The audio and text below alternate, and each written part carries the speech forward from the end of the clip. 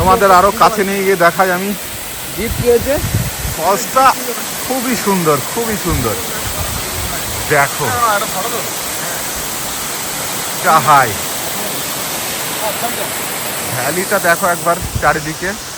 এই ভ্যালিটারকে যেন ফলসটা একদম আলো করে রেখেছে। এদিকে ফলস, এইদিকে ভ্যালিটা, সুন্দর একটা পজিশনে কিন্তু ফলসটা আছে। তো গাইস, এখন রাত 11টা বেজে গেছে। আমি কি করব কিচ্ছু বুঝতে পারছি না। আজকের দিনে এত কাজ ছিল যে গুছিয়ে উঠতে পারিনি। তো অ্যাকচুয়ালি কাল আমাদের একটা রাইড ট্রিপ হতে চলেছে নর্থ ইস্টে, এবং কাল ভোর 5টায় বেরোনোর কথা। এখনও সেরকম গুছিয়ে উঠতে পারিনি।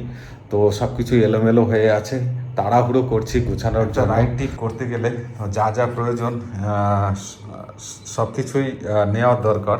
এবং এখন যা কিছু মনে পড়ছে, কিছু মনে পড়ছে না। তবু প্রয়োজনীয় মোটামুটি নেওয়া হয়েছে। এটা আমার লাগেজ ব্যাগ এবং ট্যাঙ্ক ব্যাগ। এখনও সেরকম সেটিং হয়নি। কি ভরবো না সেটাই ভাবছি। মোটামুটি ভরা হয়ে গেছে, তো বেশি টেনশন নিচ্ছি না, যা হবে দেখা যাবে। তো এদিকে রাইডিং গিয়ার রেডি আছে। তো কাল সকালে তাড়াতাড়ি ঘুম থেকে উঠে রেডি হয়ে তোমাদের সঙ্গে আবার দেখা হচ্ছে। গুড মর্নিং সকলকে। তো 5টায় বেরোনোর কথা, আমি রেডি হয়ে গেছি। আমার ভালোবাসার বাইকও রেডি হয়ে গেছে। তো লাগেজ ব্যাগ, ট্যাঙ্ক ব্যাগ সব কিছু রেডি করে দিয়েছি। আর এখান থেকে বেরোবো আমরা 5 জন। তো আমরা সেটা রাস্তায় মিট করব। তো তার মধ্যে একজন সৌরভদা যাচ্ছে, আর একজন সোমনাথ যাচ্ছে, আর 2জন নতুন গেস্ট যাচ্ছে, নাম জানি না। তো আমরা বেরোই এবার, ওখানে মিট করে ফির একসঙ্গে রওনা দেব। তো আমাদের জার্নিটা তোমাদের নিশ্চয়ই মজা আসবে। তো পাশে থাকবে, দেখতে থাকবে। চলো, মোটো ব্লগে দেখা হচ্ছে। 5টার সময় বেরোনোর কথা, বাট একজনের ঘুমই ভাঙেনি। আমি রওনা দেওয়ার সময় ফোন করলাম, বললাম রেডি হয়ে গেছেন? বলে মানে কি বলবো, মানে ঘাবড়ে গেছে। হ্যাঁ বলছে ফোন করো নি, জাগাও নি। আরে ফোন করলে তো আমাকে বলতে হবে রাতে আগে দিন, যে ফোন করবে একটু যখন তুমি উঠবে। একজন বলেছিল ফোন করতে, তাকে ফোন করেছিলাম। তো যাই হোক, লেট তো হয়ে গেছি। খুবই বাজে লাগে একটা নির্দিষ্ট টাইম যখন ফেল হয় না, আমার অন্তত বাজে লাগে। তো এখন দেখি বুদ্ধ পার্কে মিট আপ করবো। এবার এবার এখনও যাচ্ছি, সবাই চলে এসছে কিনা সেটাই দেখার। অলরেডি 1 ঘন্টা লেট হয়ে গেছি।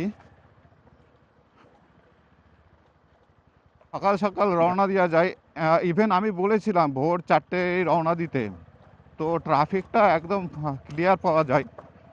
তো লেট করলে, ট্রাফিক হয়ে গেলে ফির মুশকিল হয়ে যায়। তো দেখি, এই যে সামনে বুদ্ধ পার্ক, সবাই এসছে কিনা যাবো না। এখনো সৌরভ দা আসেনি। মর্নিং।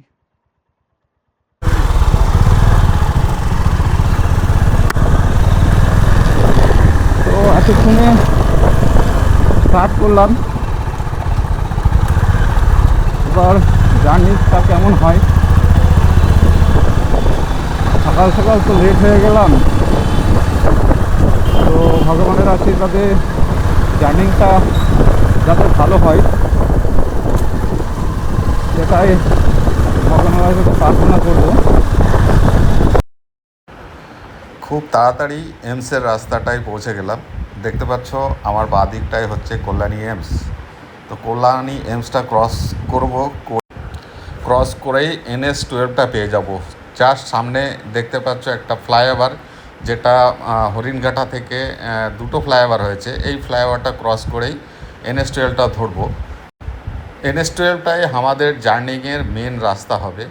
NS-12 ধরেই আমরা আজকে টোটাল 400, করিব 450 কিলোমিটার রাইড করব। আমাদের ফার্স্ট রাইড হচ্ছে 450 কিলোমিটার। 450 কিলোমিটার আজকে আমাদের কমপ্লিট করতে হবে। টোটালি জার্নিটা আমাদের সাথে সাথে দেখতে থাকো। নিশ্চয় তোমরা মজা পাবে। তো দেখতে থাকো, পাশে থাকো। তো এখন আমরা কল্যাণীর প্রথম টোল গেট পার করব। তো টোল গেটটা ঠিক কল্যাণীর মধ্যেই পড়ে। আমরা তো সবে স্টার্ট করেছি কল্যাণী থেকে। তো কল্যাণী থেকে জাস্ট এম ক্রস করে বেরিয়েই আমরা টোল গেটটা পেয়ে গেলাম। তো মোটরসাইকেলে টোল গেট ক্রস করতে ততটা অসুবিধা হয় না। গেটটা কিভাবে চেপে চলছে,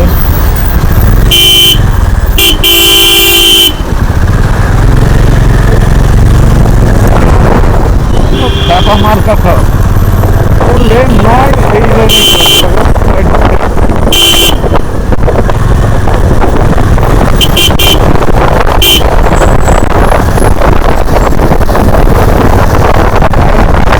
রওনা দিলাম। জাস্ট 10-12 কিলোমিটার হলো, এখনই চা খেতে দাঁড়িয়ে গেল। তো জানি না আজকে টোটাল 450 কিলোমিটার কমপ্লিট করতে হবে। তো 450 কিলোমিটার এরা কিভাবে কমপ্লিট করবে আমি বুঝতে পারছি না।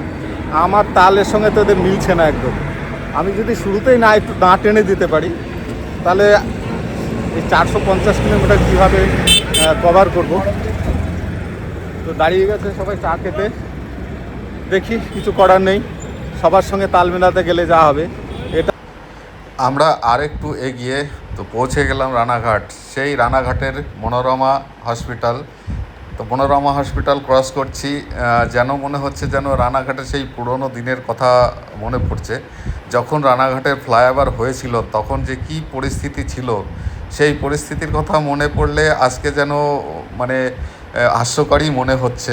আজকে পুরো রানাঘাট শহরটা ইউহি উপর দিয়ে আমরা ক্রস করে যাচ্ছি, একটা অসাধারণ ফিলিংস আসছে, সেটা বলে বোঝানো যাবে না। সেই রানাঘাটের লেভেল ক্রসিং, সেই যে জ্যাম হতো, সেই জ্যামের কথা মনে এখন আর করব না।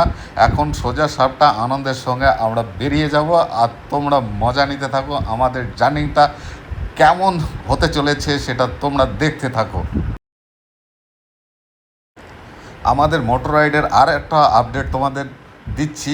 এই যে প্লেসটা দেখতে পাচ্ছ, এটা হচ্ছে আমার মোস্ট ফেভারেবল জায়গা, যেটা হচ্ছে শান্তিপুর বাইপাস। এইখানটা আমি যখনই যাই এখানটা দাঁড়িয়ে আমি ফটোশ্যুট করি। দারুণ জায়গা, অসাধারণ জায়গা। তোমরা যদি এখান দিয়ে যদি যাও কখনো, এখানটায় একটু স্টপ করে একটু দাঁড়িয়ে চারিদিকটা ভিউটা উপভোগ করে কিছু ফটোশ্যুট করে নিও। আমার তো খুব মানে মোস্ট ফেভারেবল জায়গা এটা, যার জন্যই তোমাদেরকে একটু দেখিয়ে দিলাম। তোমরা দেখো জায়গাটা কেমন, চারিদিকে আম গাছ দিয়ে ঘেরা, মাঝখান দিয়ে শান্তিপুর বাইপাসটা বেরিয়ে গেছে। অতি সুন্দর বলে বোঝাতে পারছি না। দেখো অবস্থা, ফ্লাইওভারের নিচে জল, এতক্ষণের জলের দর্শন হলো। গাড়িটা আমি নিয়ে আসছিলাম, জল কাটা হয়ে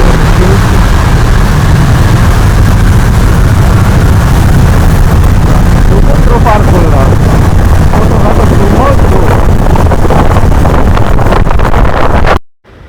মোটর রাইডের আনন্দ নিতে নিতে কৃষ্ণনগর পার হয়ে গেলাম।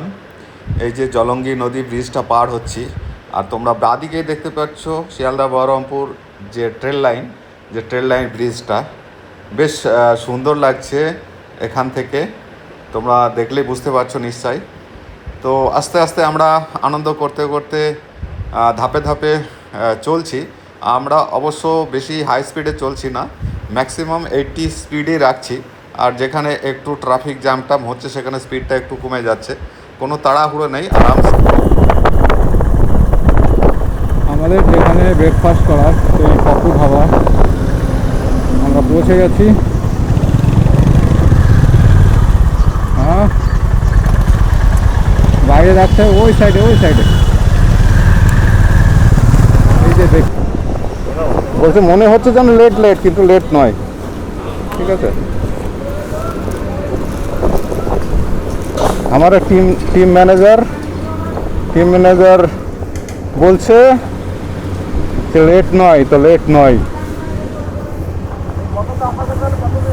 আর ওইদিকে সৌরভ দা, এদিকে দাদার নামটা প্রণবদার ভাই। তো আমরা এখন ঢুকবো পাপ্পু ধাবায়। এই যে NS12 এটা চলে যাচ্ছে NH12। NH12 একদম পাশেই, একদম লাগোয়া। দেখতে পাচ্ছ এই যে পাপ্পু ধাবা। তো আমরা এখানে পাপ্পু ধাবাতেই হল্ট করলাম ব্রেকফাস্ট করার জন্য। এখানে ব্রেকফাস্টটা সারবো, তো ব্রেকফাস্ট সেরে আবার রওনা দেব। তো এখানে কি ব্রেকফাস্ট করি না করি সেটাও তোমাদেরকে আমি দেখাবো। তো চলো ভিতরে যাওয়া যাক।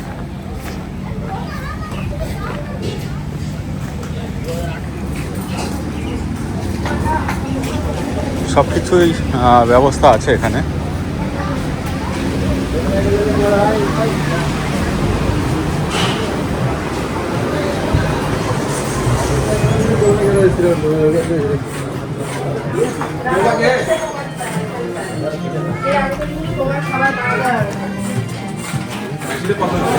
তো আমরা পাপ্পু ধাবার ভিতরে চলে এসেছি, একদম এসি রুমে চলে এসেছি।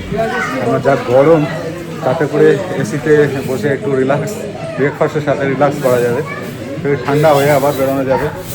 আমরা এই টেবিলটা ধরেছি লাস্টে। এই যে আমাদের হেলমেট এলোমেলো, আমাদের সাথে রাইডিং গিয়ারই হচ্ছে টেবিল ভরে যায়। ঠিক আছে, চল এবার ওইটা তো গাইস আমরা 5 জন আছি। তো 5 জনের ব্রেকফাস্ট আলু পরাঠা অর্ডার করেছিলাম, এটা চলে এসছে। ট্রেনটা ক্লিক কর। আলু পরোটা, এটা বাটিটা আচ্ছা দেখ। পরোটাটা কিন্তু খুব সুন্দর খেলাম, দারুণ একটা ঘিয়ের ফ্লেভার ছিল, মানে খেয়ে বেশ ভালো লাগলো, মনে হচ্ছে কিছু খেলাম। তো আমাদের ব্রেকফাস্টটা কমপ্লিট হলো। তো ব্রেকফাস্টও করলাম, একটু লম্বা রেস্টও নিয়ে নিলাম এসি রুমে, প্রায় 1 ঘন্টা টাইম লাগিয়ে দিলাম এখানে।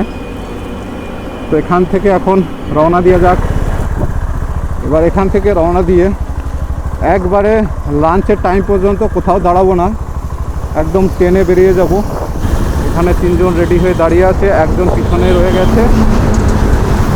তো আসলেই আমরা রওনা দেব। কিন্তু রোডে ট্যাঙ্কার প্রচুর চলছে। তো পাপ্পু ধাবা থেকে বেরিয়ে আসলাম, বেরিয়ে এসে রোড ধরে নিলাম। লম্বা ট্রেনে দেবো।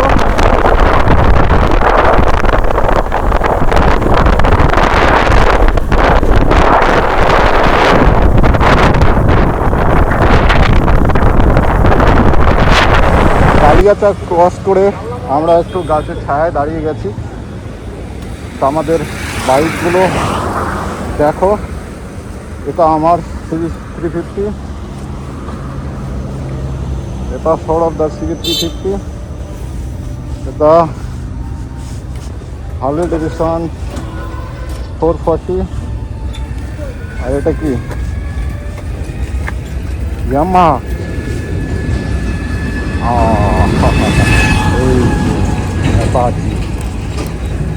কখন পাংচার হলো? এখনই? তো এই গাড়িটা পাংচার হয়ে গিয়েছিল, এখন ইনস্ট্যান্টলি পাংচার মারা হলো। এখানে দেখতে পাচ্ছেন, তো আবহাওয়া একদম খোলা। আমার সামনে নীল আকাশ, অনেকদিন পরে দেখছি। সবসময় তো বৃষ্টি বাদলের মতো কাটিয়ে গেলাম, আজকের আবহাওয়াটা একটু অন্যরকম, নীল আকাশ হয়ে আছে। তোমাদের কেমন লাগছে অবশ্যই জানিও এই নীল আকাশটা। তা আমরা এখন মালদার দিকে কালিয়াচক ক্রস করে চলে এসেছি, মালদা বাইপাস হয়ে বেরিয়ে যাব। তো আগে গিয়ে তোমাদেরকে দেখাতে থাকবো কোথায় কোথায় পৌঁছাচ্ছি, কোন কোন টাইমে। মাঝখানে একটা লাঞ্চের ব্রেক হবে, লাঞ্চের ব্রেকটা কোথায় করা যায় সেটা দেখা যাক। তো যাই হোক, একটা বাইক পাংচার হয়ে গিয়েছিল, তো পাংচারের বাহানে একটু রেস্টও হয়ে গেল, বেশ খানিকটা রেস্ট হয়ে গেল। আর যা রোদ্দুর পড়েছে, যা গরম পড়েছে, তাতে করে রেস্টের খুবই প্রয়োজন ছিল। সেই ফাঁকে যেহেতু ফ্রেশ রেস্ট পেয়ে গেলাম, তারপরে আবার আমরা রওনা দিলাম। এবার মালদাটা ছুঁই মালদাটা পার হতে পারলে আমরা একটু লাঞ্চ করব এবং লাঞ্চটা মালদাতেই করে নেব, কেননা মালদা পার হলে আর কোনো মানে লাঞ্চের জন্য রেস্টুরেন্ট পাওয়া যাবে না, একমাত্র মালদাতেই যত একটু ভালো ভালো রেস্টুরেন্ট। ফাইনালি টাচ করে গেলাম মালদা বাইপাস। তোমরা দেখলেই বুঝতে পারছো নিশ্চয়ই, ওই যে সাইডে মালদার সেই আম বাগান, মালদার একটা ঐতিহ্য বলতে গেলে চলে। আর জাস্ট দেখো ওয়াটার ভিউ গাইস, দেখো ভিউটা কত সুন্দর, মানে আকাশে মেঘ যেন ফুলের মতো ফুটে আছে, দেখার মতো। আজকে একদম আকাশটা নীল হয়ে রয়েছে, নীল আকাশের ভিতরে মেঘ ছেয়ে। এরই মধ্যে আমি আর সোমনাথ কিন্তু একই স্পিডে একই গতিতে চলছি, একদম কাটা 80তেই চলছে। তারই মধ্যে আমি আর সোমনাথ একটু মস্তি করে নিলাম। মস্তি ছাড়া রোডে চলাটাই যায় না। এনজয় করতে করতে আমরা যাচ্ছি, ফুল এনজয় করছি এবং চারিদিকের ভিউটার এনজয় তো বিশেষ করে করছি। তোমরাও দেখতে পাচ্ছ ভিউটা কত সুন্দর, দেখার মতো ভিউ। তো এখন একটু লাঞ্চ করে রেস্ট করে এই যে রায়গঞ্জ টোল প্লাজা ক্রস করছি। টোলে কেউ নেই, কোনো গাড়ি নেই, টোলে ফাঁকা। এই রোডটায় কী পরিমাণে গাড়ি কম চলে সেটাই বোঝা যাচ্ছে। সূর্য মামার তেজ প্রভাবটা কিন্তু আস্তে আস্তে কমে আসছে। প্রায় বিকাল হয়ে গেছে, 4টে বেজে গেছে। আমরা অনবরত রাইড করেই চলেছি এবং তোমাদেরকেও কিন্তু দেখিয়ে যাচ্ছি। এই রোদ্দুরে এই গরমে রাইড করাটা কিন্তু একটু কঠিনই হয়ে যায়, কিন্তু তবুও আনন্দের সঙ্গে মস্তি করতে করতে, হইহুল্লোড় করতে করতে, যেখানে যেমন রেস্ট করতে করতে অতিক্রম করছি আস্তে আস্তে নর্থ বেঙ্গলের যে পরিবেশ, নর্থ বেঙ্গলের যে আভাসটা আমরা পাচ্ছি। নর্থ বেঙ্গল ঢুকলে যেটা হয় সেই আভাসটা অটোমেটিক পেয়ে যাচ্ছি। দেখো এখানে একটা বাজারটা বেশ সুন্দর লাগছে। একদিনে 450 কিলোমিটার রাইড করাটাও একটু কঠিন ব্যাপার। এই প্রচণ্ড গরম, প্রচণ্ড রোদ, যার জন্যই একটু কঠিন হয়ে যাচ্ছে। তবুও আমরা নিজেদেরকে সংযত রেখে একদম চলেই যাচ্ছি। রাস্তা আর শেষ হচ্ছে না। এবার ভাবছি কতটা তাড়াতাড়ি পৌঁছে যাব গন্তব্যস্থলে, সেটারই অপেক্ষা। কিন্তু আস্তে আস্তে যেমন সূর্যমামাটার কিরণটা কমতে শুরু করছে, রাইড করতে বেশ ভালো লাগছে। আর এই মুহূর্তে বাইরের ভিউটা বেশ লালচে ভাব, একটু সুন্দর লাগছে। তো মোটর রাইড মানেই রাস্তা অতিক্রম করা। ওয়াও বস, দেখো ভিউটা, দেখো তোমরা, কি অসাধারণ ভিউ। বিকাল ঢলতে ঢলতে সন্ধ্যের মুখে আমরা পৌঁছে গেছি, আর সূর্য মামা সানরাইজ হতে চলেছে। সূর্য মামা আমাদের যেন একটা উপহার দিচ্ছে। আর আমরা যে রাইডটা করছি, যত সন্ধ্যা ঢলে আসছে তত মজা পাচ্ছি। এখন হাওয়াটা আরও সুন্দর লাগছে, একদম দেখার মতো। তোমরা দেখো, বলো, আর তোমরা বলো কেমন লাগছে। তোমরা না বললে কিন্তু আমি ঠিক তোমাদেরকে বোঝাতে পারছি না। কি অসাধারণ। আমরা একদম সেম 80 গতিতে চলেই যাচ্ছি। সন্ধ্যা নামতেই আমরা পৌঁছে গেলাম কিষানগঞ্জের সেই ফ্লাইওভারটা, যা সন্ধ্যার সময় অসাধারণ লাগছে।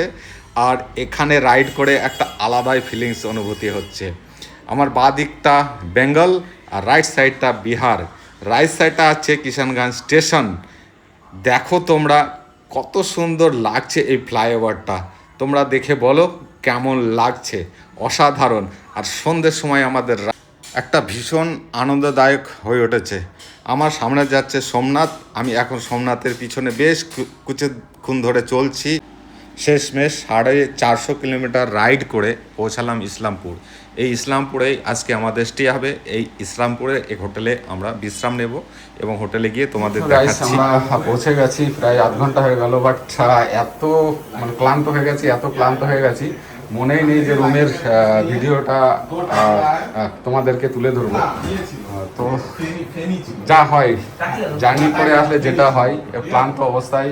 আজকে প্রচণ্ড গরম ছিল, যার জন্য এবার যে যেমন রাইডার গ্রুপ রাইডার্স আসলে যা হয় ব্যাগপত্র একদম যাচ্ছে তাই। একটা বড় ডবল বেডের রুম নিয়ে নিয়েছি। রুমটা বেশ ভালোই। আমরা এখন ইসলামপুরে শিলিগুড়ি পর্যন্ত যাইনি, ইসলামপুরে স্টে করলাম। কালকে সকালে আবার এখান থেকে রওনা দেব। তো শিলিগুড়ি থেকে কালিম্পং যাব।